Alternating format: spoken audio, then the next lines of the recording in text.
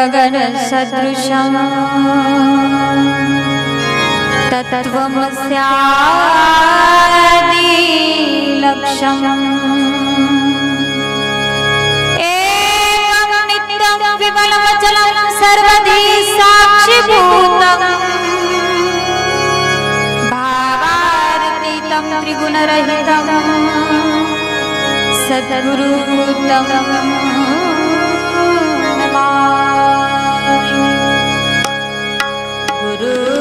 गुरुर्ब्रह्मा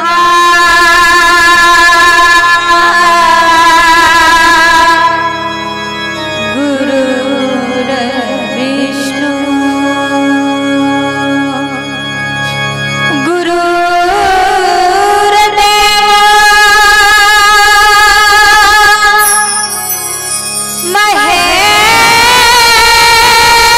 महेश्वरः गुरुर्साक्षात् परब्रह्म तस्मै श्री गुरुवे नमः। तस्मै श्री गुरुवे नमः। तस्मै श्री गुरुवे नमः।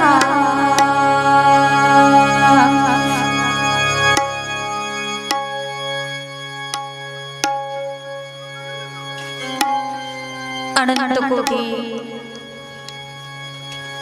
ब्रह्मांडाचा मालक आशुतोष भगवंताच्या चरणी नतमस्तक होऊन शिवाच्या पंचमुखापासून उत्पन्न झालेल्या पंचाचार्यादी प्रथम गणांना साष्टांग दंडवत करून श्री शिवलिंगेश्वर भगवंताच्या चरणी वंदन करून लिंगैक्य सद्गुरु बसवलिंग शिवाचार्य महास्वामीजी माझे गुरुवर्य परमपूज्य सद्गुरु शिवानंद शिवाचार्य माऊलीस अनंत अनंत कोटी साष्टांग दंडवत समर्पित करून उपस्थित ज्येष्ठ स्वामी शिवकीर्तनकार शिवकथाकार गायनाचार्य तबला वादक आमचे सुंदर अशी तबल्याची साथ करत असलेले आदरणीय प्रल्हाद भाऊ, सुंदर अशी पॅडची साथ करत असलेले आमचे आचे गावकर भाऊ मारुती अण्णा,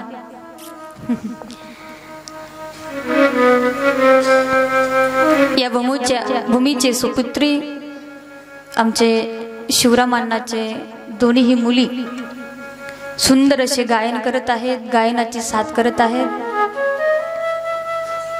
सुंदर अशी ऑर्गनची साथ करत असलेले गजानन दादा, आमचे शेवाळेकर दादा, आज आमचे महेश भाऊही आलेले, तसेच आमचे आप्पाजी चन्नप्पा मास्टर, आमचे शिवलिंग अप्पा तुमचे वडील, आमचे दिगंबर अप्पा 4 दिवसापासून सुंदर अशी साऊंड सिस्टीमची सेटिंग करत असलेले आदरणीय आमचे संगया अप्पाजी, तसेच आपलं इथं तमलूर मध्ये शिवकथा चालू आहे, पण ही शिवकथा जगाच्या कानाकोपऱ्यामध्ये पोहोचवणारे व्हिडिओ करत असलेले आमचे लक्ष्मण भंडारे सर, उपस्थित तुम्हा सर्व संत सज्जन मायबापांच्या चरणी नतमस्तक होऊन आपल्या या शिवकथेला प्रारंभ करू। सर्वांनी हात जोडायचे। ओम श्री गुरु शिवानंदाय नमः। श्री गुरु शिवानंदाय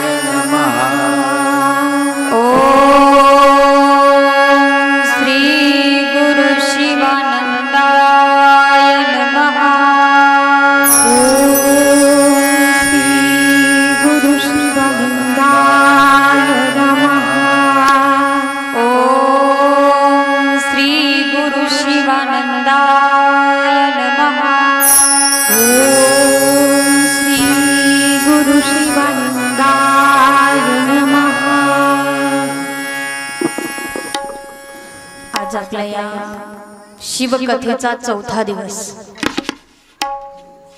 खरंच पाहता पाहता चौथा दिवस झाला. शिवकथेचे आता फक्त 3च दिवस राहिलेले. सज्जन हो, जीवन जगत असताना जीवनामध्ये वेळ खूप महत्त्वाची आहे. वेळ हे असं एक माध्यम आहे, पैशाने काहीही विकत घेता येतं, पैशाने काहीही थांबवता येतं, मात्र वेळ कोणासाठी थांबत नसतो. वेळ हे असं एक माध्यम आहे ज्याप्रमाणे धनुष्यातून सुटलेला बाण परत घेता येत नाही, बंदुकीतून सुटलेली गोळी परत घेता येत नाही,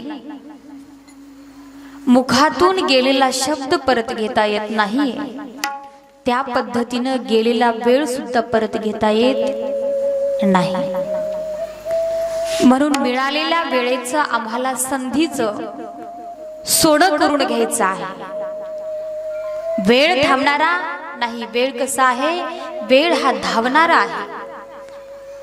घडी पळपळ आयुष्य झालं. घडी वेळ हे चालत आहे, थांबणारा नाही. म्हणून आम्हाला आमचा हा वेळ आम्हाला गमवायचा नाही. का गमवायचा नाही? भगवंतानी आम्हाला सुंदर असं मनुष्याचं शरीर प्राप्त केलेलं आहे. सुंदर आम्हाला 2 हात मिळाले, 2 पाय मिळाले, 2 डोळे मिळाले, मुख मिळालं. मग याचा आम्हाला योग्य उपयोग करायचा आहे. आम्हाला 2 हात दिले देवानी. कशासाठी दिले? ज्या वेळेस देवाचं भजन होत असतं, ज्या आम्ही सत्संगामध्ये जातो, तिथे जर भजन होत असेल तर त्या भजनामध्ये टाळी वाजून आनंद घेण्यासाठी 2 हात मिळाले, मुख मिळालं. कशासाठी? या मुखाने भगवंताचं स्मरण करण्यासाठी. 2 डोळे मिळाले. कशासाठी? सुंदर असं भगवान शंकराचं स्वरूप पाहण्यासाठी. हे जीवन श्रेष्ठ जीवन आहे.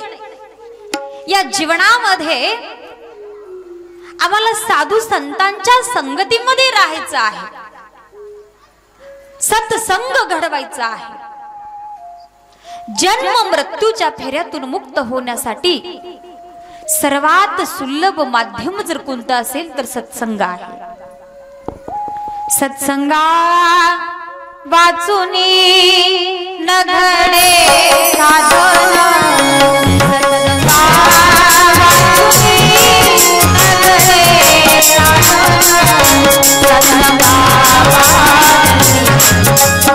घडे साधन, सत्संगा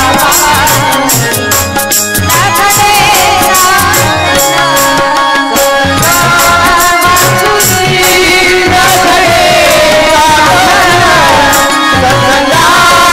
न घडे साधन, सत्संगा वाचुनी न घडे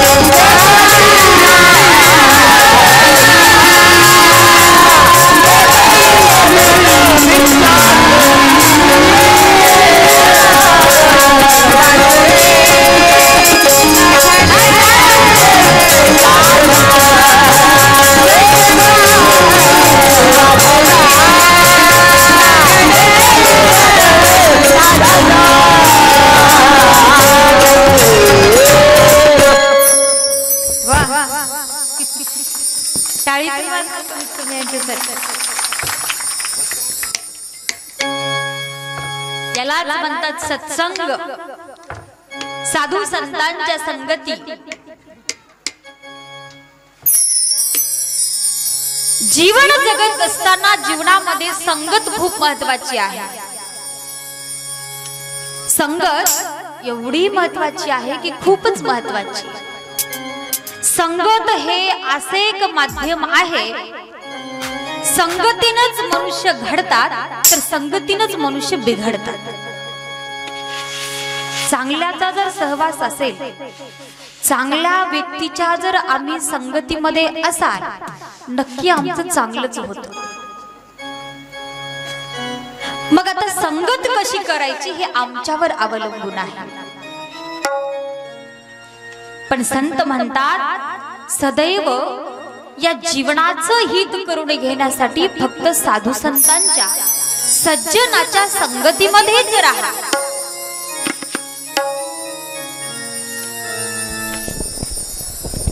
संगती करावी सदा सज्जनाची, संगती करावी सदा सज्जनाची, संगती करावी सदा सज्जनाची, संगती करावी सदा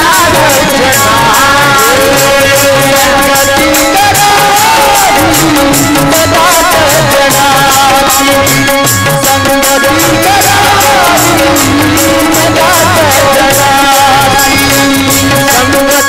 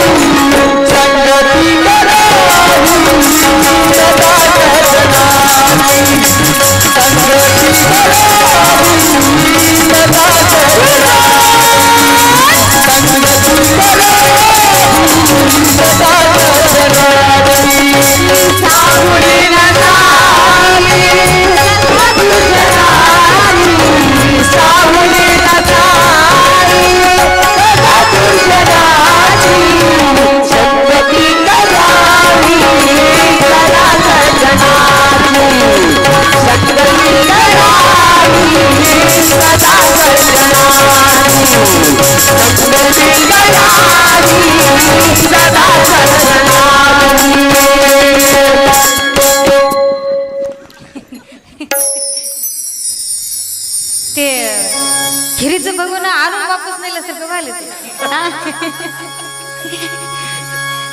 सावली नसावी कदा दुर्जनाची. संतांनी आम्हाला कितीतरी सुंदर असा उपदेश केले. म्हटले बाबांनो, दुर्जन व्यक्तीची सावली सुद्धा नसावी, फक्त संगत चांगल्यांचीच असावी. चांगल्याच्या सहवासामध्ये किंवा संतांच्या संगतीमध्ये राहिल्याचा परिणाम काय होतो, एक साधं उदाहरण तुमच्या समोर ठेवते. एका गावामध्ये एक व्यक्ती होता. तो व्यक्ती असा होता, तो कधीच सद्विचार करायचा नाही, सत्कर्म करायचा नाही. उठल्यापासून त्याला एकच काम, चोरी करायचं, खोटं बोलायचं, दुसऱ्याची निंदा करायची, असा हा तो व्यक्ती. त्या व्यक्तीला देव काय आहे, धर्म काय आहे, संत काय आहेत, संगत काय आहे, संगतीचा परिणाम काय आहे, हे त्याला काहीच माहिती नव्हतं.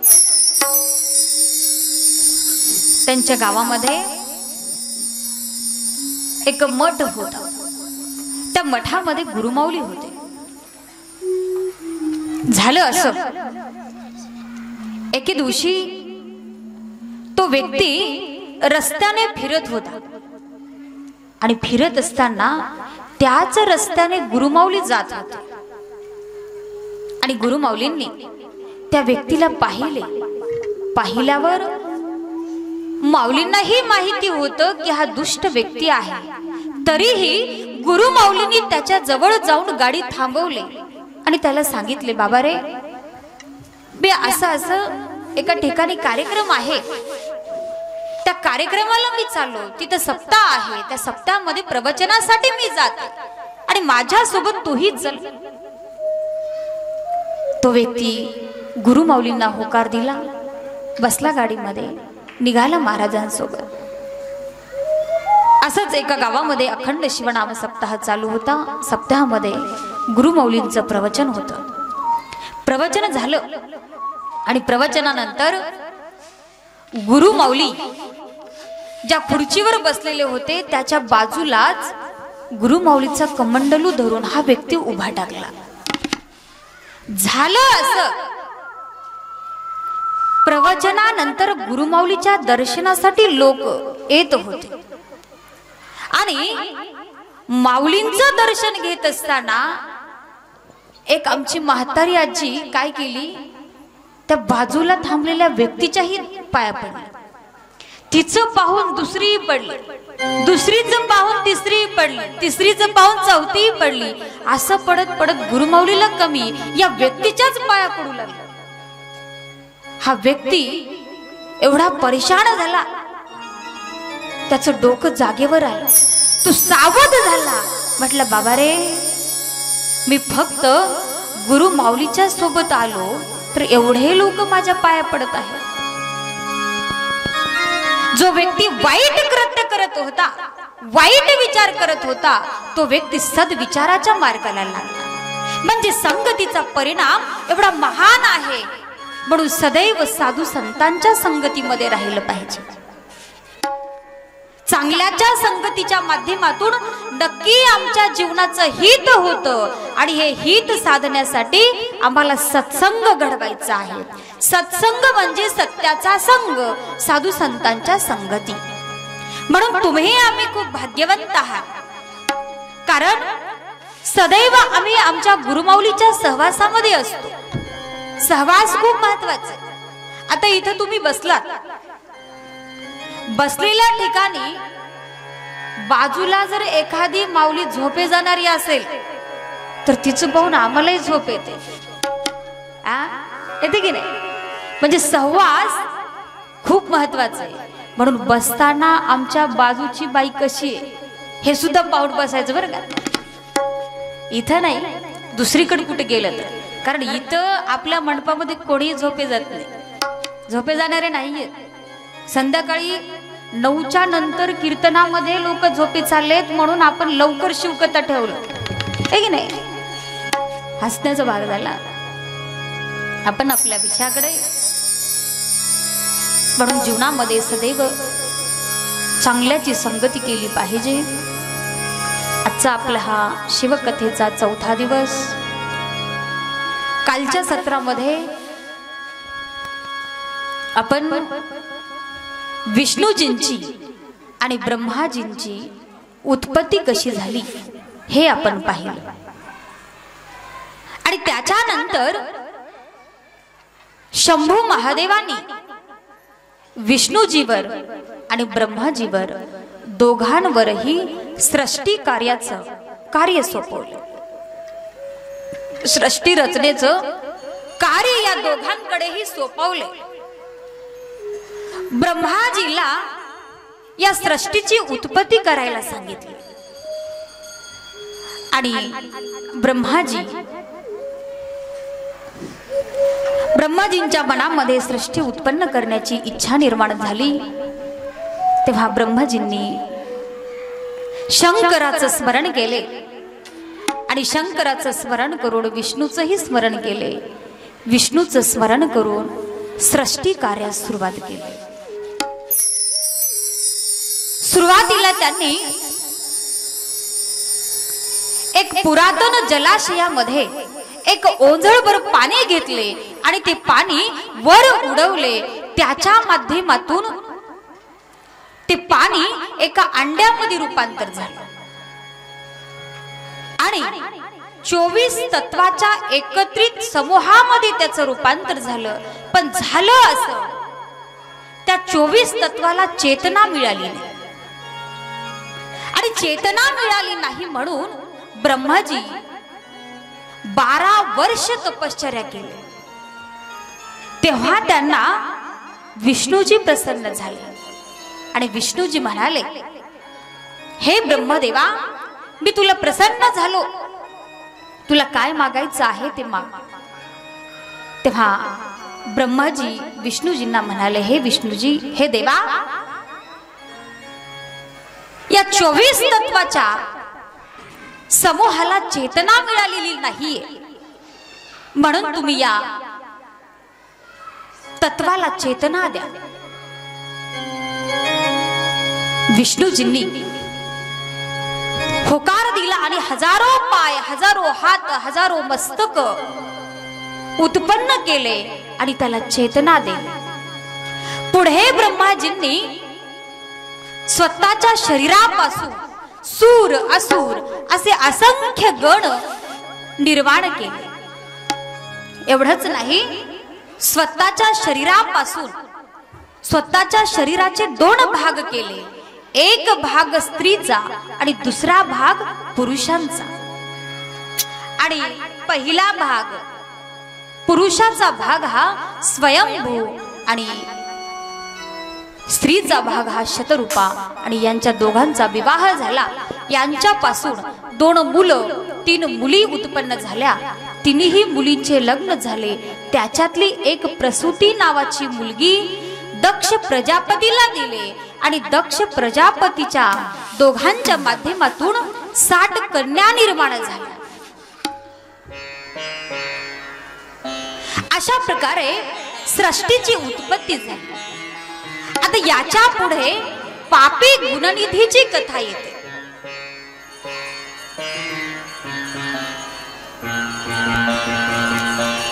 देवदूत नावाचा एक राजा होता आणि त्याला गुणनिधी नावाचा मुलगा होता. देवदूत हे ब्रह्मांड होते आणि अशा या सुसंस्कारी घराण्यामध्ये गुणनिधी नावाचा पुत्र जन्मला. तो गुणनिधी असा होता, देवदूत नावाच्या ब्राह्मणांनी त्याला अनेक प्रकारचे संस्कार दिले, अनेक प्रकारची शिकवण दिली. एवढंच नाही तर त्याला शिकवण्यासाठी एका महान त्यागी तपस्वी गुरुजवळ सुद्धा विद्या घेण्यासाठी ठेवले. परंतु त्या गुणनिधीची अभ्यास करण्याची वृत्तीच नव्हती. तो तो गुणनिधी असा होता, सदैव वाईट विचार करायचा, वाईट व्यक्तींच्या सहवासामध्ये राहायचा. नव्हे तो एवढा वाईट बनला, जुगार सुद्धा खेळू लागला. असा हा पापी गुणनिधी झाला. आणि त्या जुगारामध्ये घरच्या वस्तू सुद्धा तिथे जाऊन लावू लागला. पाहता पाहता एके दिवशी त्या जुगारामध्ये त्या गुणनिधींनी आईची सुंदर अशी साडी सुद्धा नेऊन लावली. एवढंच नाही, देवदूत हा त्याचा पिता होता, पित्याची हिऱ्याची अंगठी सुद्धा त्या जुगारामध्ये नेऊन लावला. एके दिवशी देवदूत नावाचे ब्राह्मण येत होते आणि येत असताना रस्त्यात काही ठिकाणी एक कप्पा जमा करून काही मुलं जमा होऊन तिथे जुगार खेळत होते. झालं असं, जुगार खेळत असलेल्या एका मुलाच्या पोटामध्ये देवदूतांची हिऱ्याची अंगठी देवदूतांनी पाहिल्याबरोबर देवदूत त्या मुलाला म्हणाले, ही अंगठी कोणाची आहे? ही हिऱ्याची अंगठी माझी आहे आणि माझी हिऱ्याची अंगठी तुझ्या हातामध्ये कशी आली? तेव्हा तो मुलगा म्हणाला, ए ब्राह्मणा, तू मला हे विचारण्यापेक्षा तू तुझ्या मुलाला विचार. तुझा मुलगा हा नंबर 1 चा जुगार खेळणारा आहे, वाईट कृत्य करणारा आहे, आणि तुझा मुलगा एवढा वाईट कृत्य करत असताना सुद्धा तुला काहीही माहिती नाही. मला विचारण्यापेक्षा तुझ्या मुलाला विचार. देवदूतांना राग आला. कशेबशे ते घरी आले. घरी आल्याच्या नंतर त्यांच्या पत्नीला विचारले, गुणनिधी कुठे गेला? पत्नीने काहीही उत्तर दिले नाही. अजून म्हटले, गुणनिधी कुठे गेला? मातेने काहीही उत्तर दिलं नाही. परत विचारले, गुणनिधी कुठे गेला? माता म्हणाली, बाहेर खेळण्यासाठी गेला. ज्या वेळेस देवदूत त्या गुणनिधी विषयी काहीही विचारत होते, तेव्हा त्यांची माता काहीतरी त्यांच्यावर पांघरण घालायची. आणि मातेच्या आणि पिताच्या दोघांच्याही लाडामुळं तो गुणनिधी एवढा वाया गेला, खूपच वाया गेला. म्हणून इथं बसलेल्या मंडळींना माझी एक विनंती आहे, प्रत्येक आई वडिलांची मुलावर, मुलीवर, आपल्या लेकरावर खूप प्रेम असतं. पण त्यावर एवढंही प्रेम करू नका, त्याचा एवढाही लाड करू नका, कारण त्या प्रेमाचा, त्या लाडाचा परिणाम जेणेकरून तुम्हाला भोगावा लागेल. वेळेवर आम्ही त्याला संस्कार दिले पाहिजे, वेळेवर आम्ही त्याला घडवलं पाहिजे. जोपर्यंत आम्ही त्याला संस्कार देणार नाही, सध्याच्या काळामध्ये तर असं झालेलं आहे, डॉक्टर इंजिनियर खूप झाले पण संस्कार मात्र खूप कमी झाले. रोपिले ते वरी आले, रोपिले ते वरी आले, रोपिले ते वरी आले, रोपिले ते वरी आले, रोपिले ते वरी आले, रोपिले ते वरी आले, रोपिले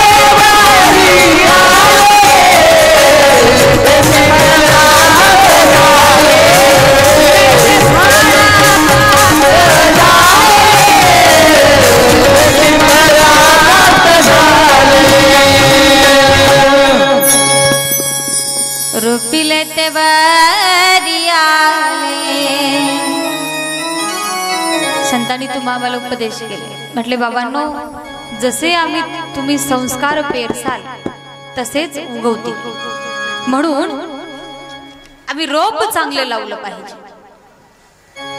चांगले संस्कार दिले पाहिजे. एक लक्षात घ्या, इथं बसलेल्या आमच्या माय माऊलींना विनंती आहे, लेकरांना जर संस्कार द्यायचे असतील, लेकरांना जर घडवायचं असेल, लेकरांना जर सुधरवायचं असेल, तर अगोदर लेकराचे मायबाप सुधरले पाहिजे. जोपर्यंत लेकरांचे आई वडील संस्कारिक होणार नाही, तोपर्यंत लेकरावर त्यांचा संस्कार होणार नाही. आम्ही जर लेकरांच्या समोर टीव्ही बघत बसलो, त्याला सुद्धा टीव्हीच बघावी वाटेल. आम्ही जर लेकरांच्या समोर परवरचे पारायण करत बसलो, त्याचा परिणाम सुद्धा चांगलाच होईल. जसं आम्ही वागता त्याचा परिणाम आमच्या लेकरांवर होतो.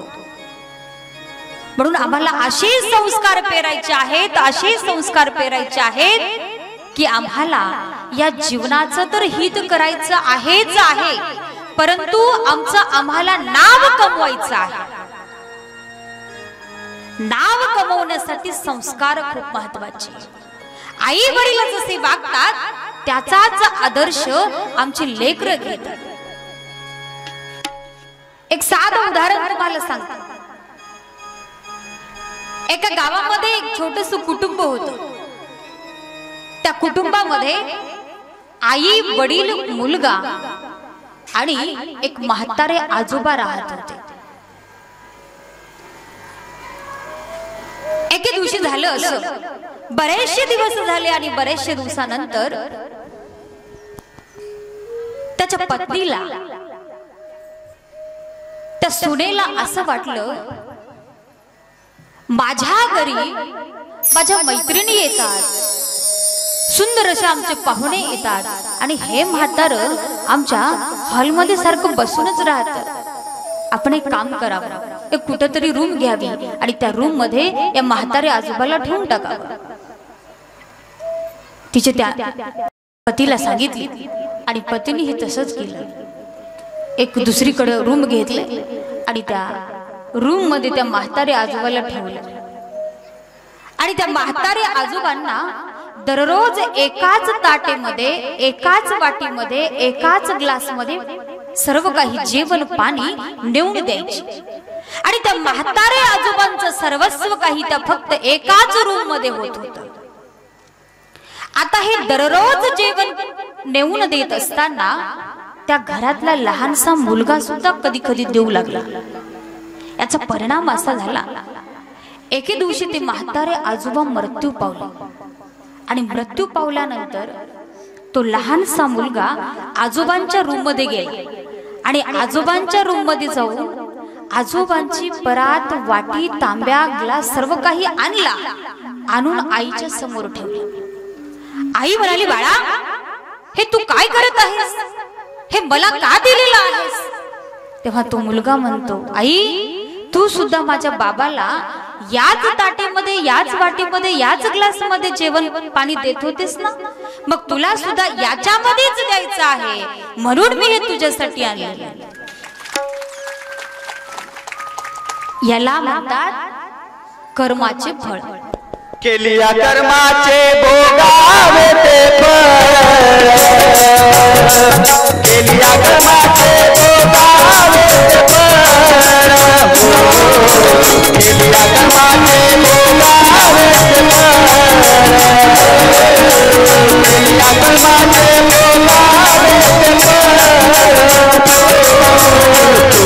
कर्माचे भोगावे ते फळ, केलिया कर्माचे भोगावे ते फळ,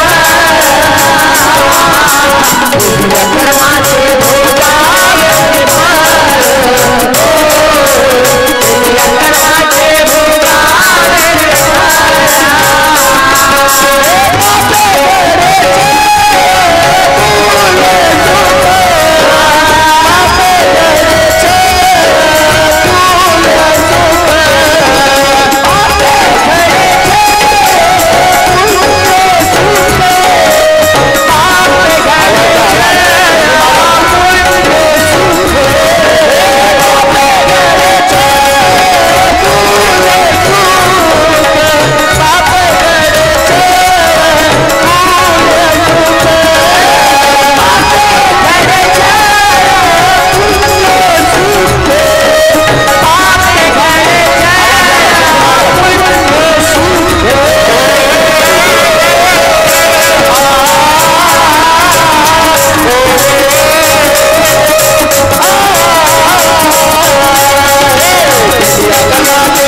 भोगावे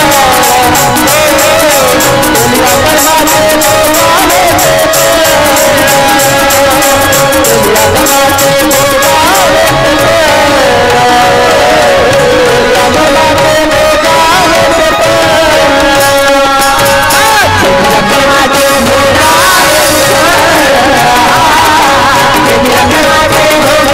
केलिया कर्माचे भोगावे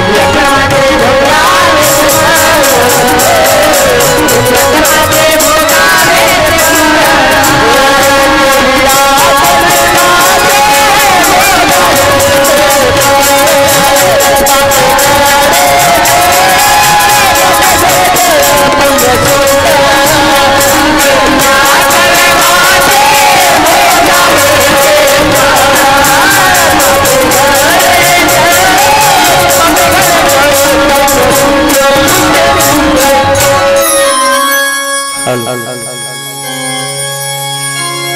संतांनी तुम्हा आम्हाला उपदेश केले, जसे तुम्ही संस्कार पेराल त्याच संस्काराची फळे तुम्हाला मिळतील. मग तुम्ही चांगले करा की वाईट करा, हे आमच्या हातामध्ये. सज्जन हो, आम्हाला जीवन असं जगायचं आहे, सदैव चांगलेच कर्म करायचे, चांगलाच विचार करायचा, कारण हे जीवन आम्हाला परत मिळणार नाही. म्हणून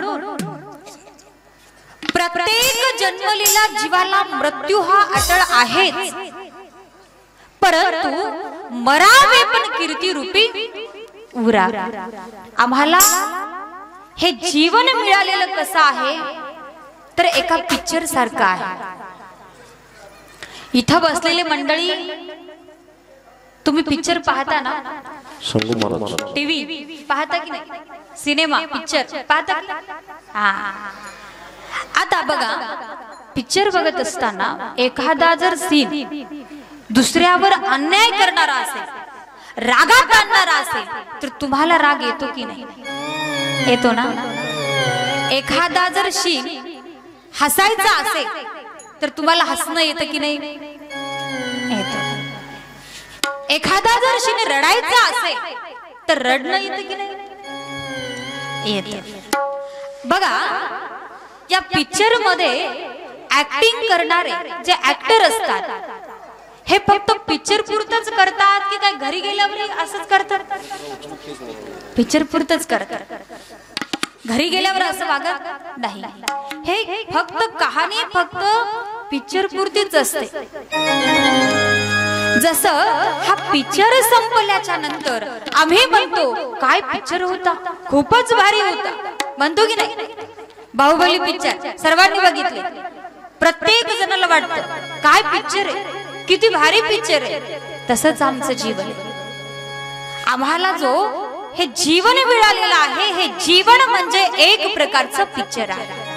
मग या पिक्चर मध्ये आम्हाला असं नाव कमवायचं आहे की आम्ही गेल्यानंतर सुद्धा आमचं नाव जिवंत राहिलं पाहिजे, असं आम्हाला जगायचं. आणि आम्ही जगत असताना जेही करतो फक्त नाव कमावण्यासाठीच करतो. दुसऱ्या लोकांनी माझी स्तुती करावी म्हणूनच आम्ही करतो जेही काही करतो. बघा तुम्ही साधं उदाहरण आहे, आपण एखाद्या ठिकाणी कुठल्या दुसऱ्या गावाला जर निघालो, लग्नासाठी जर निघालो, किती मेकअप करतो, नवीन साडी, साडीवरचं ब्लाउज, मॅचिंग बांगड्या, किती मेकअप असतो. एवढा मेकअप केल्यावरही स्वतः अगोदर आपण आरशासमोर थांबतो आणि ज्या वेळेस आपल्याला गॅरंटी येते की सर्व आमचा मेकअप सुंदरच आहे, तेव्हाच आम्ही घराच्या बाहेर निघतो की नाही? मग एवढं आरशामध्ये बघून सुद्धा बाहेर आल्यावर अजूनही आम्हाला अपेक्षा असते दुसऱ्याने माझी स्तुती करावी, दुसऱ्याने मला चांगलं म्हणावं. जेही करतो दुसऱ्याने आम्हाला चांगलं म्हणावं म्हणून करतो. म्हणजे नाव कमावण्यासाठी जेवढंही आम्ही करतो ते फक्त दुसऱ्यासाठीच सर्व काही करत असतो. मग आमच्यासाठी काय आहे? आमच्यासाठी चांगले विचार आहे, आमच्यासाठी चांगले कर्म आहे. जर समाधान प्राप्त करायचं असेल तर अगोदर आम्हाला स्वतःचाच विचार करायचा आहे. जोपर्यंत आपुला आपण करावा विचार, आपुला करावा विचार, आपुला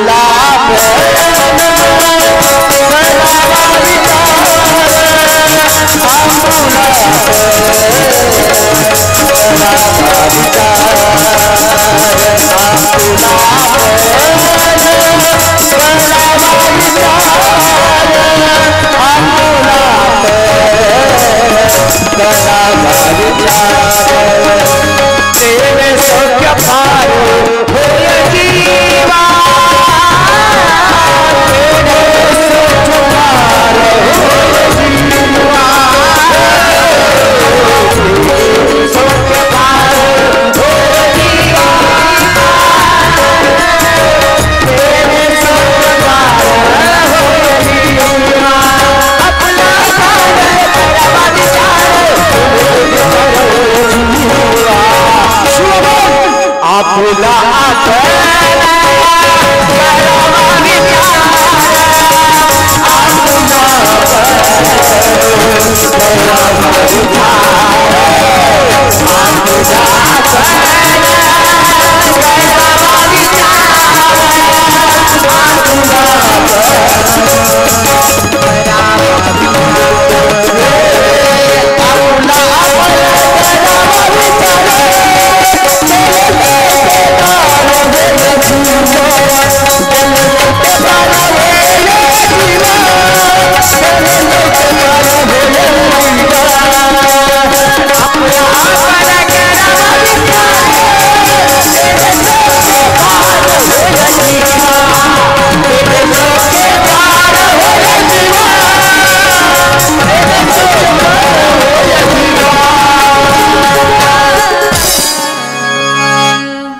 संतांनी तुम्हाला मला उपदेश केले, म्हटले बाबांनो, जर तुम्हाला समाधान प्राप्त करायचं असेल, सुख मिळवायचं असेल तर एक करा, आपुला आपण करावा विचार. फक्त आम्ही आपलाच विचार केला पाहिजे, स्वतःचाच विचार केला पाहिजे. पण आमचं कसं असते, सकाळी उठल्यापासून झोपेपर्यंत आम्ही फक्त दुसऱ्याचीच चर्चा करतो, दुसऱ्याचाच विचार करतो. एक लक्षात घ्या, समाधान पाहिजे ना, समाधान प्राप्त करण्यासाठी एक 2-4 गोष्टी लक्षात ठेवा. आणि या 2-4 गोष्टी याचं आम्ही नियम करूनही समाधान मिळत नसेल तर शिवकथेजवळ या, इथं या. पहिली आहे, फक्त आम्ही स्वतःचाच विचार केला पाहिजे, दुसऱ्याचा नंतर टाइम भेटला तर टाइमपास म्हणून दुसऱ्याचा विचार. पण आमचं तसं नसते, फक्त लोकांची चर्चा, फक्त लोकांचे विचार. तसं करायचं नाही, फक्त आम्ही स्वतःचाच विचार केला पाहिजे. आणि दुसरी गोष्ट, दुसरा नियम, महिला मंडळ तुम्ही इकडे लक्ष देऊ नका, तुमच्यासाठी खूप महत्वाचं आहे. तुम्ही घरामध्ये स्वयंपाक करत असताना केवळ भगवान शंकराचं नामस्मरण करत करतच स्वयंपाक करा. तुम्ही करत असलेला स्वयंपाक नसून तो प्रसाद होतो, त्याचं रूपांतर प्रसादामध्ये होतं. बरेचसे लोक किंवा प्रत्येक जण म्हटलं तरीही चालतं, प्रत्येक व्यक्ती मंदिरामध्ये येतो आणि मंदिरामध्ये आल्याच्या नंतर येत असताना आम्ही नारळ, मुरुमुरे हे जेही काही आणतो, इथं आल्यावर नारळ फोडून देवाच्या समोर ठेवल्याच्या नंतर त्याला आम्ही प्रसाद मानतो. पण हा प्रसाद केवळ सप्ताहामध्येच नाही, अखंडितपणे आम्हाला वर्षाचे 12 महिने प्रसाद ग्रहण करायचा आहे. तो प्रसाद जर ग्रहण करायचा असेल तर तुम्ही घरामध्ये जेही काही प्रसाद बनवता तो बनवत असताना फक्त शंभू शंकराचं नामस्मरण करत करत स्वयंपाक बनवा. तुम्ही बनवत असलेला स्वयंपाक नसून तो प्रसादामध्ये रूपांतर होतो. आणि तिसरी गोष्ट, समाधान प्राप्त करण्यासाठी बरेचसे लोक म्हणतात आम्ही हे केलं तरीही आम्हाला समाधान मिळालं नाही, ते केलं तरीही मिळालं नाही, काहीतरी काहीतरी काहीतरी दोष निघतच असतो. घरातला दोष जर दूर करायचा असेल तर एक काम करा, तुम्ही दररोज सकाळी आपल्या घरामध्ये देवाची पूजा करता की नाही? करता ना? हा, देवाची पूजा करत असताना आमच्या देवाऱ्यावर किती देव आहे तुम्हाला माहिती नाही, कारण देवाऱ्यावर आमच्या एवढे देव जमा झाले, आम्हाला सुद्धा नाही आमच्या घरामध्ये कोणता देव आहे, एवढे देव जमा झाले. माझा म्हणण्याचा उद्देश असा नाही की तुम्ही तेवढे लई देव घरामध्ये ठेवू नका, ठेवा, तुमच्या मनावर ठेवा, जेवढे ठेवायचे आहेत ना तेवढे ठेवा, परंतु त्यामध्ये सर्वात महत्वाची 5 देवता ठेवा. जर तुम्ही देवाऱ्यावर हे 5 देवता सोडून इतर कितीही जरी देव ठेवले तरीही तुमची देवपूजा पूर्ण होणार नाही. मग देवपूजा जर पूर्ण करायची असेल, मुख्यतः आमच्या घरामध्ये 5 देवता असल्या पाहिजे. पहिला देव आहे महादेव, महादेवाची मूर्ती सर्वांच्या घरी असते. दुसरा देव आहे दुर्गा माता, देवी, देवीची ही मूर्ती आमच्या घरी असली पाहिजे. तिसरा देव आहे गणपती, गणपती ही आमच्या देवाऱ्यावर असला पाहिजे. चौथा देव आहे श्रीहरी, विष्णू, श्रीहरीची ही मूर्ती आमच्या देवाऱ्यावर असली पाहिजे. आणि 5वा देव आहे तो म्हणजे आमचा कुलदैवत. कोणते कोणते असले पाहिजे लक्षात आहे ना? जर नसतील तर लिहून घ्या आणि उद्यापासून जी देवता आमच्या देवाऱ्यावर नाही ती देवता आणून ठेवा. या 5 देवताची जर तुम्ही दररोज नित्य नियमाने पूजा केलात तर तुमच्या घरामध्ये कुठल्याही प्रकारचा दोष निर्माण होणार नाही. अजून एक दुसरी महत्वाची सूचना, आम्ही देवाची पूजा करतो, देवपूजा झाल्याच्या नंतर बरेचसे माता वर्ग ते देवाचं पाणी आणून तुळशीच्या झाडाला टाकतात. पण तुळशीच्या झाडाला कधी देवाचं पाणी टाकायचं नाही. त्याच्यानंतरची एक गोष्ट आहे, तुळशीच्या झाडाखाली महादेवाची मूर्ती कधी ठेवायची नाही. बऱ्याचशा मंडळींच्या घरी मी पाहिले तुळशीच्या झाडाखाली महादेवाची मूर्ती असते पण ठेवायची नाही, कारण तुळशी माताने महादेवाला शाप दिलेला, त्याची कहाणी खूप मोठी. आम्हाला महत्वाचं एकच लक्षात ठेवायचं, ही 5 देवता आमच्या घरी असली पाहिजे. आणि दुसरी गोष्ट, या देवतांचं पाणी तुळशीच्या झाडाला कधी घालायचं नाही. फक्त आम्हाला एकच जप करायचा आहे, तो जप केल्याने आमच्या घरातला जोही काही दोष आहे हो दोष दूर जातो. आणि दोष दूर गेल्याच्या नंतर आम्हाला समाधान प्राप्त होतं, ते म्हणजे फक्त शिव शिव शिव शिव शिव म्हणता वाचे सकळ दोष जा. शिव शिव म्हणता वाचे सकळ दोष जा. दोष निवारण करायचे असतील ना, फक्त एकच जप करायचा आहे, शिव शिव शिव शिव. शिव म्हणण्यासाठी काही लागत नाही. काही लागतं का? वेळ लागतो, काळ लागतो, दिवस लागतो, काहीच लागत नाही. आशनी शयनी भोजनी गमनी प्रेमेशूळ पाणी स्मरावे. शिवपाठामध्ये शिवदास माऊली सांगू लागला, तुम्ही शिव म्हणण्यासाठी तुम्हाला कुठल्याच प्रकारचा वेळ लागणार नाही, दिवस लागणार नाही, फक्त त्या शिवाचं स्मरण करा. शिव हे नाम उच्चारल्यामुळं आम्ही आमच्या जीवनामध्ये जेवढंही पाप कर्म करतो ते पाप कर्म धुवून जातात. काही लोक असे आहेत त्यांना शिवही म्हणावं वाटत नाही. काही लोक तर त्यांच्या कामामध्ये एवढे गुंतून गेले की खूपच. बरेचसे लोक असे आहेत उठल्यापासून फक्त आमच्या कामामध्येच गुंतून जातात, काम काम काम काम.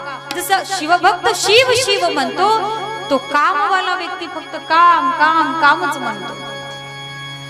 नुसतं काम केल्याने आम्हाला देवाची प्राप्ती होणार नाही किंवा जीवनाचं हित होणार नाही। जीवनाचं जर हित करायचं असेल ना, फक्त मुखाने शिव उच्चार। शिव उच्चारल्याचा परिणाम काय होतो? साधं उदाहरण तुमच्या समोर ठेवते। एका गावामध्ये छोटंसं कुटुंब होतं। त्या कुटुंबामध्ये एक व्यक्ती होता। तो व्यक्ती असा होता, उठल्यापासून फक्त त्याचं कामच करायचं। त्याला देव काय आहे, शिव काय आहे हे त्याला काहीच माहिती नव्हतं। त्याच्या घरातले मंडळ ही म्हणायचे शिव म्हण, देवाचं स्मरण कर, पण तो कधी करायचा नाही। काय झालं? असे बरेचसे दिवस झाले आणि बऱ्याचशा दिवसानंतर तो म्हातारा झाला। म्हातारा झाल्यावर बाजेवर पडला, तरीही तो शिव म्हणायला तयार। आता तो एवढा जड झाला, एवढा जड झाला, आपण म्हणतो बघा याची काही गॅरंटी नाही, आता 1-2 दिवसापुरतच अशी त्याची परिस्थिती झाली। त्याचे मुलं सुना, त्यांच्या मुली त्याला विनंती करू लागल्या, म्हटले बाबा आता तरी म्हणा शिव, आता तरी म्हणा शिव, पण तो काही शिव म्हणत नाही। झालं असं, किलचनाचं घर होतं, वर तुळया राहायच्या आणि तुळयावर एक पोत, गव्हाचं पोत होतं। झालं असं, त्या गव्हाच्या पोत्याला एक छिद्र होतं आणि त्या छिद्रातून गहू खाली गळत होते। खाली गळत असताना या म्हाताऱ्या आजोबांनी पाहिल्याबरोबर त्यांच्या मुलाला म्हटले, हे पोत शिव शिव शिव असं म्हणायला आणि याचा जीव जायला एकच गाठ। झालं असं, या शिव नाम उच्चारल्यामुळं या जीवनात त्याने जेही काही केलेलं कार्य होतं, जेही काही त्याचं पाप होतं, ते सर्व काही पाप धुवून गेलं आणि तो सद्विचारी शिवभक्त झाला, या जीवनातून मुक्त झाला। एवढं सामर्थ्य या शिव नामामध्ये आहे। शिव शिव वाचे सतत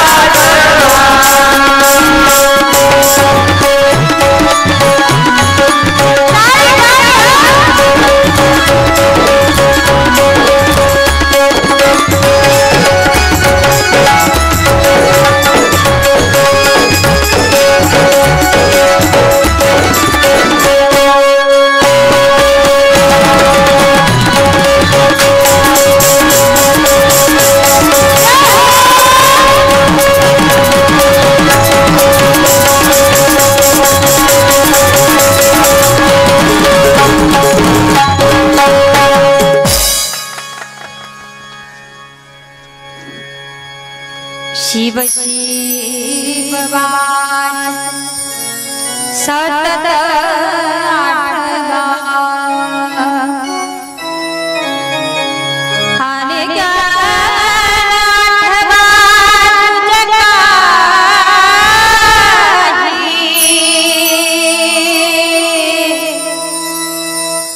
दुजे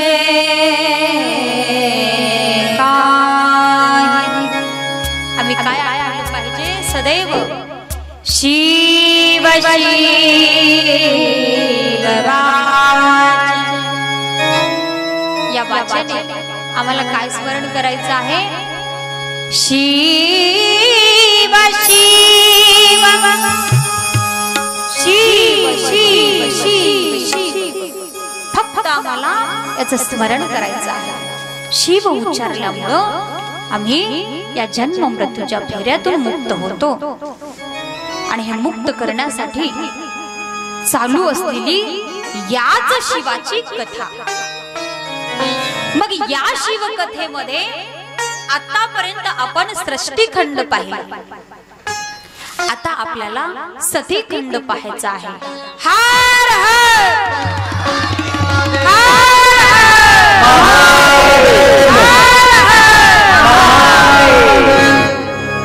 या सतीखंडामध्ये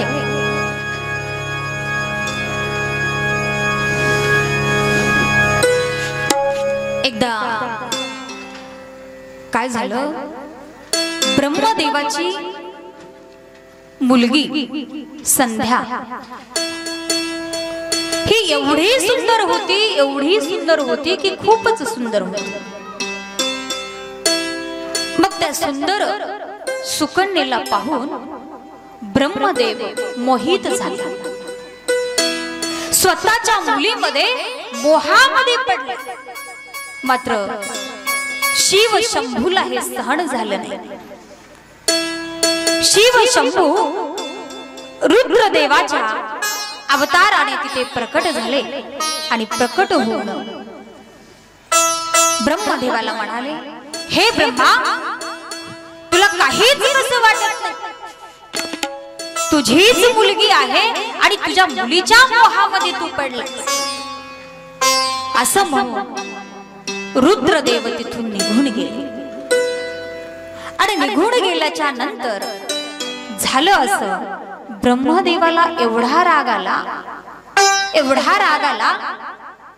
महादेवाचा तो धिक्कार करू लागला. महादेवाने ब्रह्मजींच्या हितासाठीच सांगितले, परंतु ब्रह्मजींनाच याचा राग आला. ब्रह्मजींच्या डोक्यामध्ये एकच गोष्ट फिट्ट बसली, जोपर्यंत या रुद्रदेवांचा एका स्त्री सोबत लग्न होणार नाही, जोपर्यंत हा रुद्रदेव एका स्त्रीच्या मोहामध्ये पडणार नाही, तोपर्यंत माझं मन शांत बसणार नाही. असं म्हणून ब्रह्मदेव शिवाचा विवाह करण्याचा प्रयत्न करू लागले.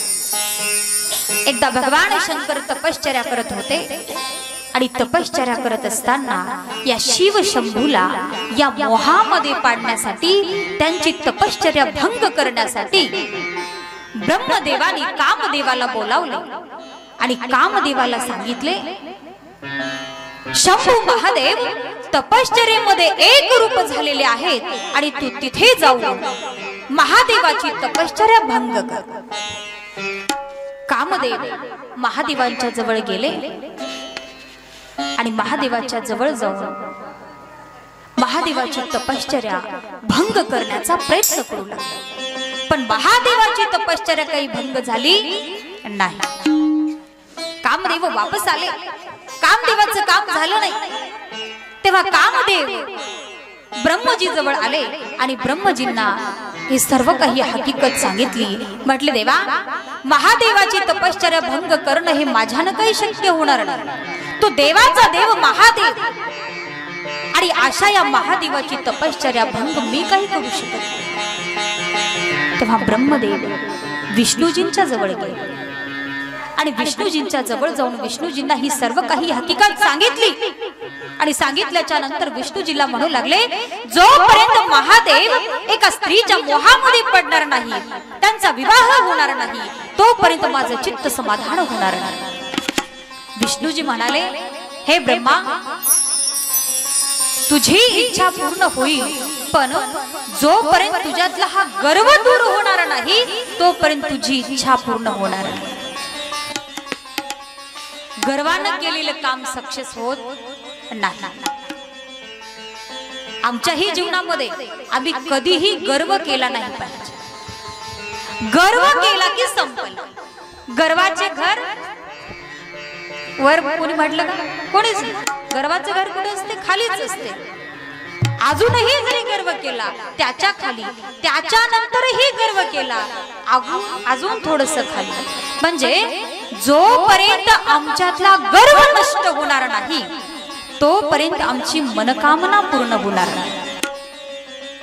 आणि अशाच प्रकारे विष्णूजी ब्रह्मजींना सांगू लागले, हे ब्रह्मदेवा, तुमची जर इच्छा पूर्ण करायची असेल ना तर अगोदर तुमच्यातला गर्व दूर करा.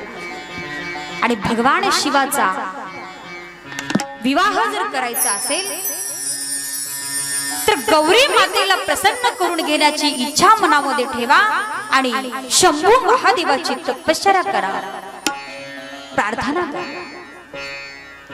ब्रह्मदेवाला ही खरं वाटलं, परंतु ब्रह्मदेवाचा हट्ट काही दूर गेला नाही. ब्रह्मदेवाचा हट्ट एकच होता, या शंभू महादेवाचा विवाह व्हावा. तेव्हा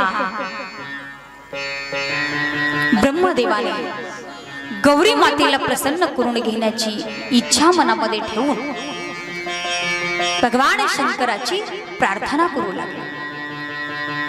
त्याची प्रार्थना पाहून, भक्ती पाहून, विश्वास पाहून, श्रद्धा पाहून साक्षात भगवती देवी त्यांना प्रसन्न झाली. आणि प्रसन्न झाल्याच्या नंतर भगवती देवी ब्रह्मदेवाला म्हणाली, हे ब्रह्मा, तू माझी कशासाठी आठवण काढलास? तुला काय पाहिजे? माग तू वर, मी तुला देईन. तेव्हा ब्रह्मजी भगवती मातेला प्रार्थना केली आणि प्रार्थना करून भगवती देवीला म्हणू लागले, हे देवी, माझी संध्या नावाची माझी मुलगी, या मुलीच्या मोहामध्ये मी पडलो आणि मोहामध्ये पडल्यामुळे महादेवाने माझा धिक्कार केला आणि त्या उद्देशाने मला शंभू महादेवाचा विवाह व्हावा अशी माझी इच्छा आहे. आणि यासाठी तू सती रूपाने अवतार घे आणि शंभू महादेवाशी विवाह कर, हीच माझी इच्छा आहे. भगवती देवी गौरी देवी ब्रह्मदेवाला म्हणू लागल्या, हे ब्रह्मा, या शिव शंभूची पत्नी केवळ याच जन्मामध्ये नसून मला जन्मोजन्मी व्हायची आहे. मला जन्मोजन्मी त्यांची सेविका म्हणून मला त्यांच्या जवळ राहायचं आहे. म्हणून मी तुझी इच्छा ही नक्की पूर्ण करेन.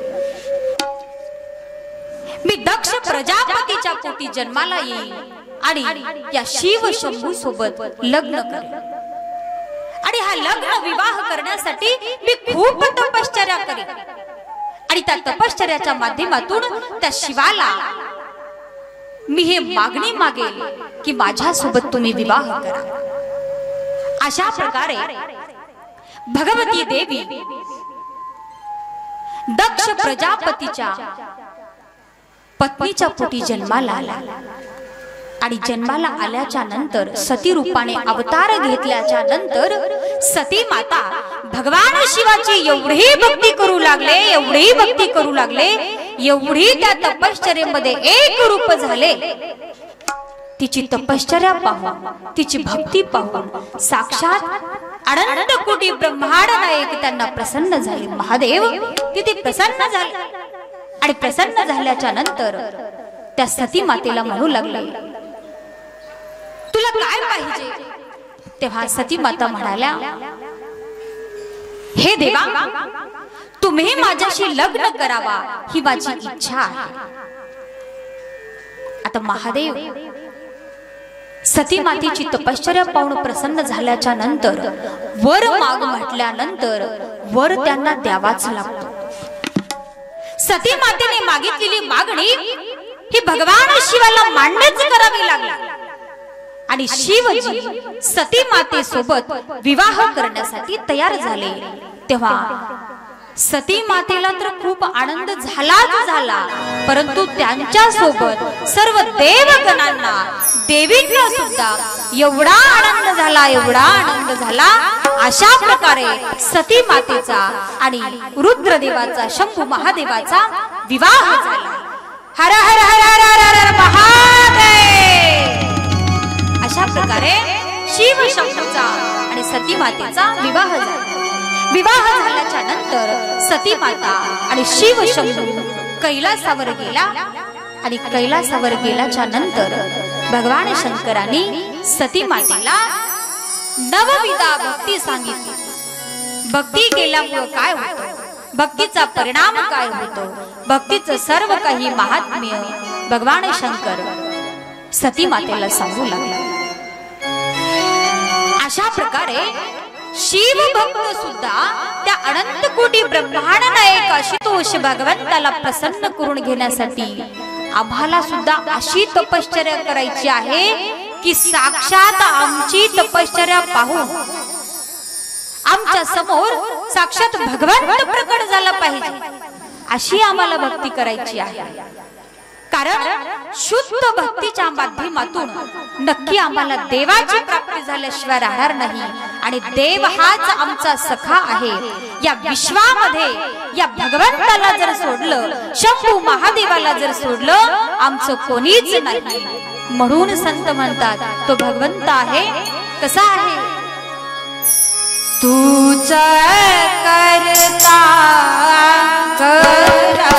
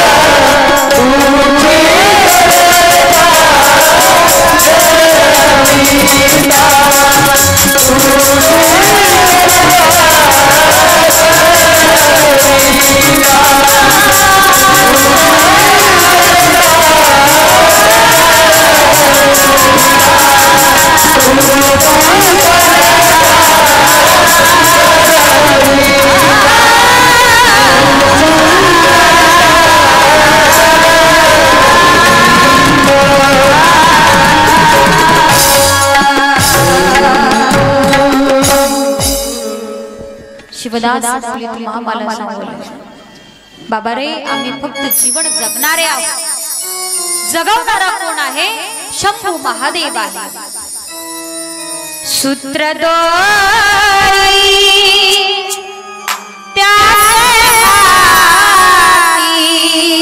तुझे हाती आम्ही जगणारे आहोत। आमची दोरी कोणाच्या हातामध्ये, शंभू महादेवाच्या हातामध्ये आहे। आमच्या हातामध्ये काहीच नाही तर आम्ही जगत असताना या विश्वामध्ये आमचं कोणीच नाही। जर शंभू महादेवाला जर सोडलं, आमचं इथे कोणीच नाही। आमचा सखा जर कोण असेल तर एकमेव शंभू महादेव आहे। असं असतानाही आम्ही आमच्या मोहामध्ये, आम्ही आमच्या संसारामध्ये, मायेमध्ये कितीतरी गुंतलो। मायेमध्ये आमच्या संसारामध्ये एवढं गुंतलो की प्रत्येक व्यक्तीला वाटतं की हे माझं ते माझं सर्वस्व काही माझं माझं माझं माझं. पण आमचं इथं नाही कोणी नाही नाही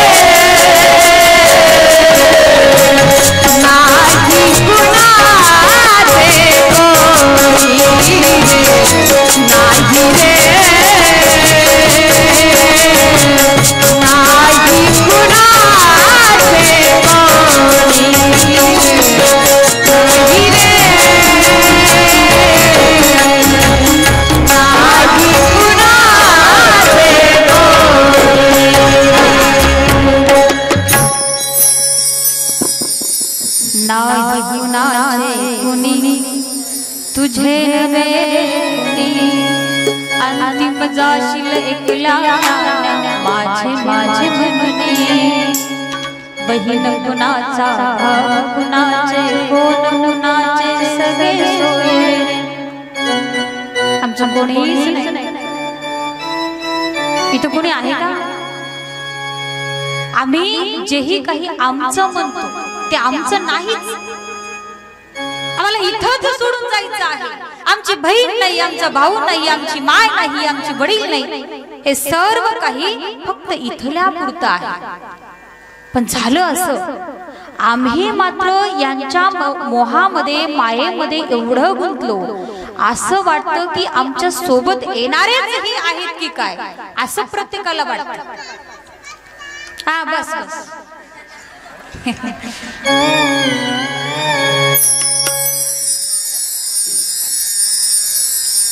खरंच बघा, इथले लेकर सुद्धा खूप संस्कारिक आहेत.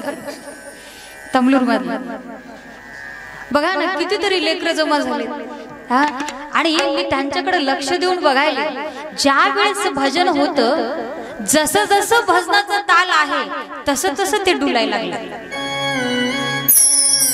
नाहीतर बरेचसे गावचे लेकर भजन होताना डुलणार, हिंदी गाणे लागले बरोबर डुलतात. मात्र इथं भगवंताचं भजन होतं ना, तर प्रत्येक वेळेस ते डुलू लागले. एवढं त्या भक्तीमध्ये, शंकराच्या स्मरणामध्ये एकरूप लेकरासहित झाले. आपण बोलत होतो, आम्ही जे आमचं नाही तेच आमचं मानू लागलो. याचं उदाहरण साधं तुम्हाला सांगते. एका गावामध्ये एक व्यक्ती राहत, त्या व्यक्तीला नोकरी होती आणि त्या व्यक्तीला महिन्याला 1 लाख रुपये पगार होता.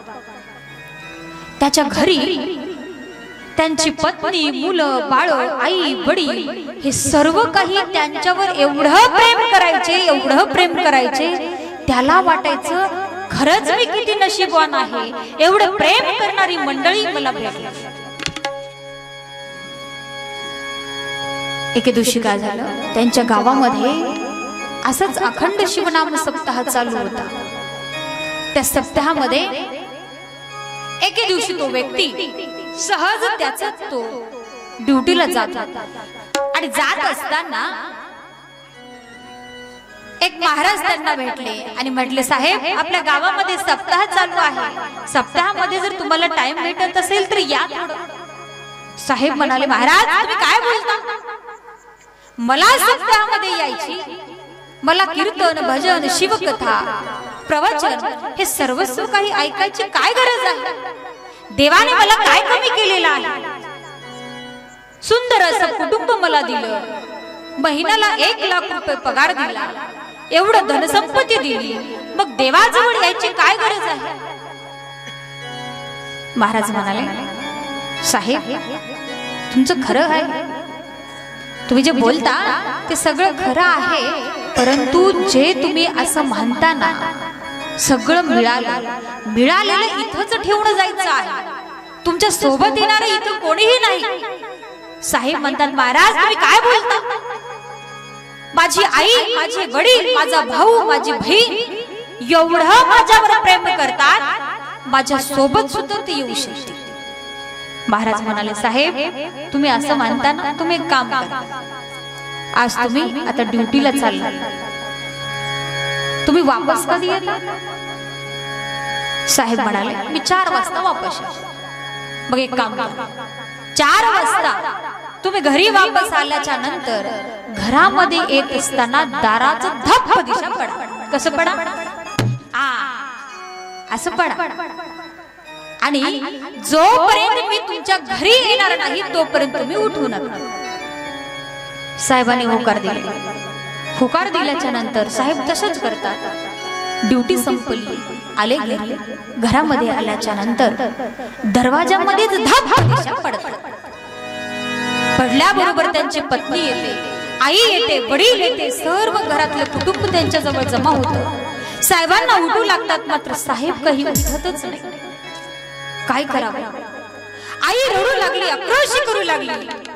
तेव्हा एका डॉक्टरांना बोलावून घेतलं. डॉक्टरांनी सांगितले, साहेब नाहीत, साहेब गेले.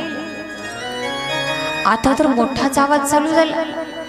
आई रडू लागली, पत्नी रडू लागली, वडील रडू लागले.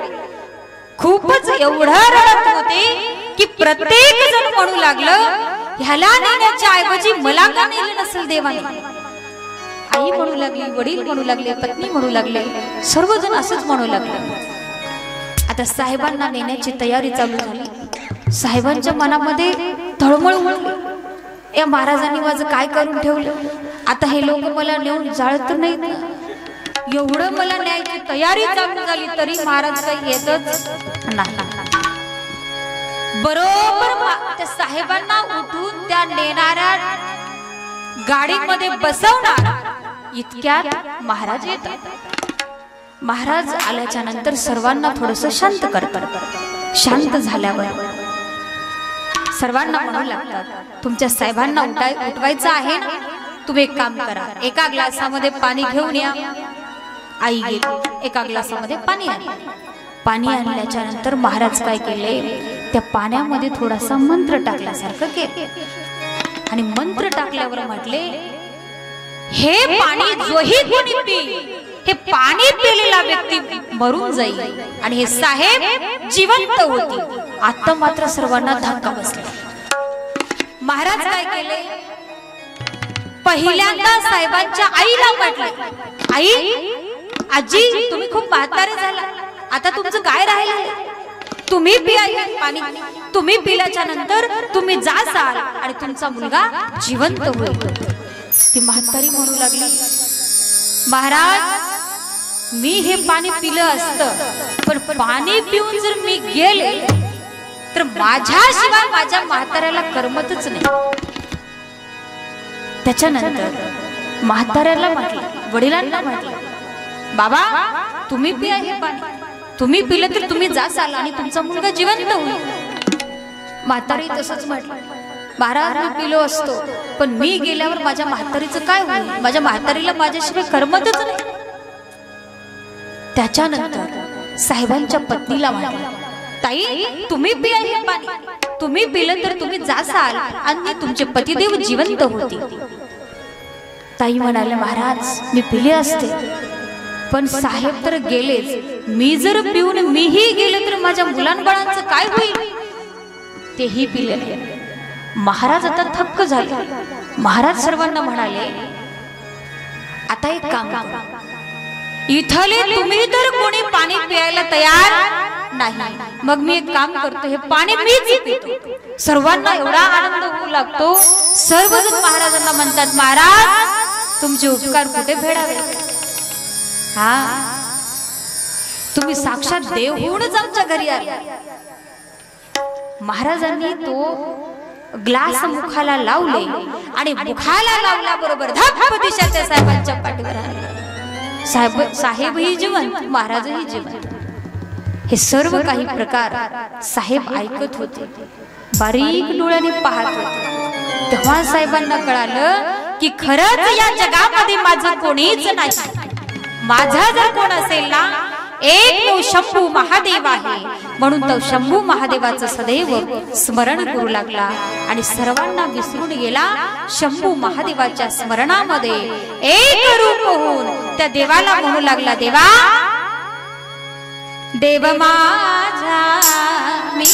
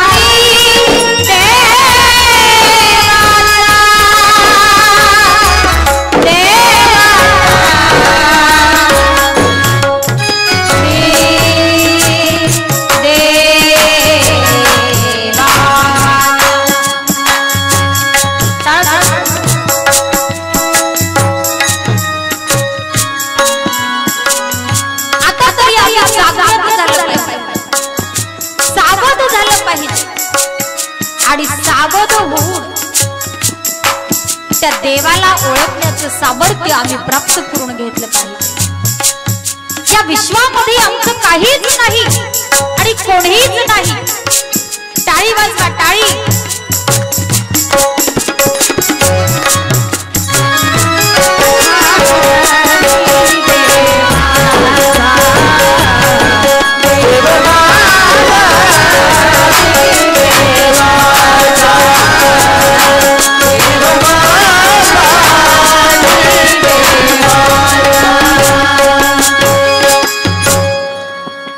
देव माझा आणि मी देवाचा. माझा कोण आहे? देव आहे. आणि देवाचा मी कोण आहे?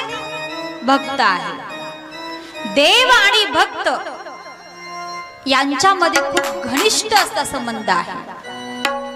देवाला कोण आवडतो? भक्त. भक्त आवडतो.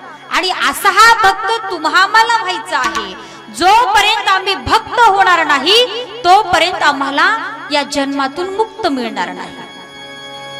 या जीवनातून जर मुक्ती प्राप्त करायची असेल तर भक्ती करावी लागेल. जोपर्यंत भक्तीमध्ये आम्ही एकनिष्ठ होणार नाही तोपर्यंत आमच्या जीवनाचं कल्याण होणार नाही. म्हणून जीवनाचं कल्याण करून घेण्यासाठी फक्त आम्ही त्या देवाशीच संबंध ठेवला पाहिजे। एवढा संबंध ठेवला पाहिजे की उठता बसता खाता पिता येता जाता कोणतंही काम करत असताना फक्त आमच्या मुखामध्ये त्या भगवान शंकराचं नाम असलं पाहिजे। त्या शिवाचीच आम्ही सदैव आठवण केली पाहिजे। शिवाच्या ध्यानामध्ये आम्ही वेड झालं पाहिजे। तेव्हाच आम्हाला देव ओळखण्याचं शक्ती किंवा सामर्थ्य प्राप्त होतं। याच भक्तीचं महात्म्य शंकरजी पार्वती मातेला सांगतात।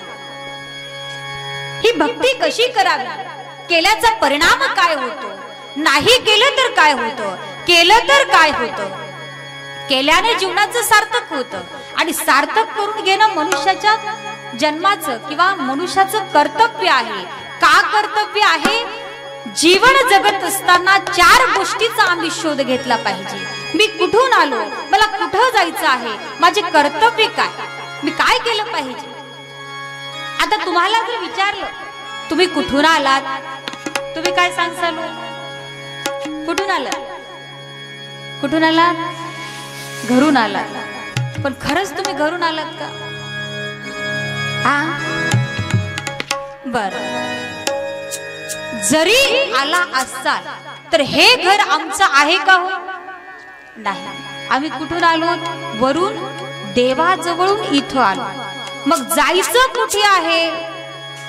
कुठे जायचंय? शिवकथा संपल्यावर कुठे जायचंय? घरी जायचंय। पण हे घर आमचं नाही। आम्ही जिथून आलो तिथंच आम्हाला परत जायचं आहे। माझी कर्तव्य काय, मी काय केलं पाहिजे? सद्विचार केला पाहिजे, सत्कर्म केलं पाहिजे, त्याचं स्मरण केलं पाहिजे।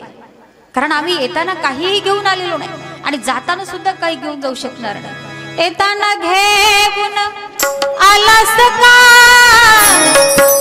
जाताना घेऊन जाशील का, नको अभिमान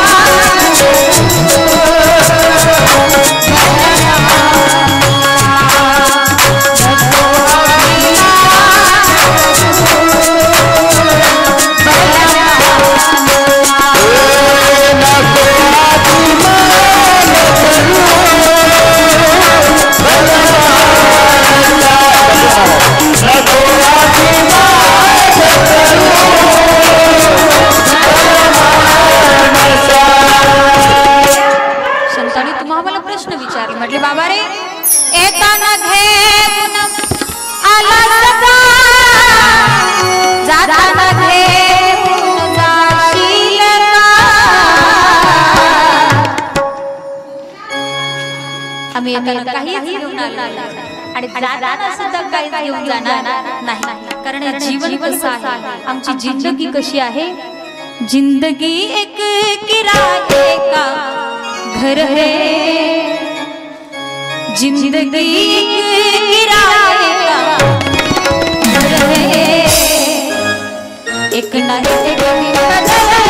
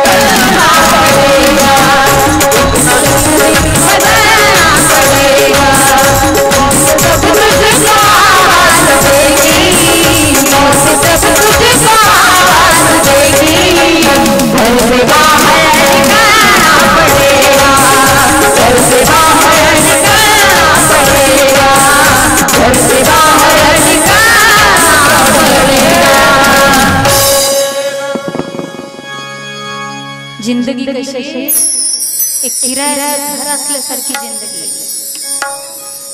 जिंदगी एक किराया का घर है,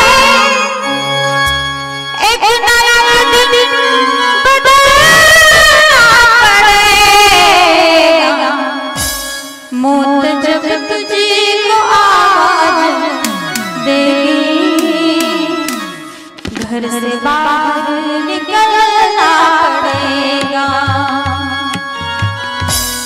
म्हणून आम्ही आता हुशार झालं पाहिजे, सावध झालं पाहिजे. इथं आमचं काहीच नाही, आम्हाला जायचं आहे. हे जीवन एका किरायाच्या रूम सारखं आहे.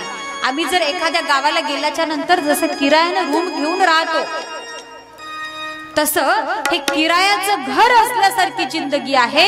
म्हणून मिळालेल्या जिंदगीमध्ये त्या शंभू महादेवाशी एकरूप होऊन या जिंदगीचं हित सार्थक आम्हाला करायचं आहे. आणि हे सार्थक करून घेण्यासाठीच मिळालेला मनुष्य जन्म आहे. मनुष्य योनीमध्ये या जीवनामध्ये तुम्ही आम्ही त्या अनंत कोटी ब्रह्मांड नायक आशुतोष भगवंताशी एक रूप एक निष्ठ त्याच्या भक्तीमध्ये तल्लीन व्हायचं आहे. आणि तल्लीन होऊन आम्हाला या जन्म मृत्यूच्या फेऱ्यातून मुक्त व्हायचं आहे. आणि यासाठीच ही चालू असलेली ही शिवकथा आहे. या शिवकथेचा आजचा हा 4था दिवस. आणि 4थ्या दिवसाच्या शिवकथेमध्ये आपण सतीखंड पाहिला. आता पुढच्या कथेमध्ये आपल्याला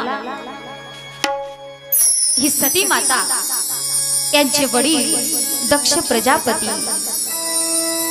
या दक्ष प्रजापतीचा शंभू महादेवाचा काही कारणास्तव वाद होतो. आणि त्या वादामुळं पुढे सती माता दक्ष प्रजापतीच्या घरी एक यज्ञ असतो. आणि त्या यज्ञामध्ये शंभू महादेवाचा अपमान केल्यामुळं सती माता तिथे जाऊन देह त्याग करते. त्याच्यानंतरची पुढची कथा आपल्याला उद्याच्या कथेमध्ये पाहायचं आहे. असो, आपल्या सर्वांच्या जीवनामध्ये सुख शांती ऐश्वर्य लाभो एवढीच प्रार्थना गुरुमौलींच्या चरणी करून झालेल्या सेवेला इथेच पूर्णविराम. गुरुराज माऊली, गुरुराज माऊली, गुरुराज माऊली, गुरुराज माऊली,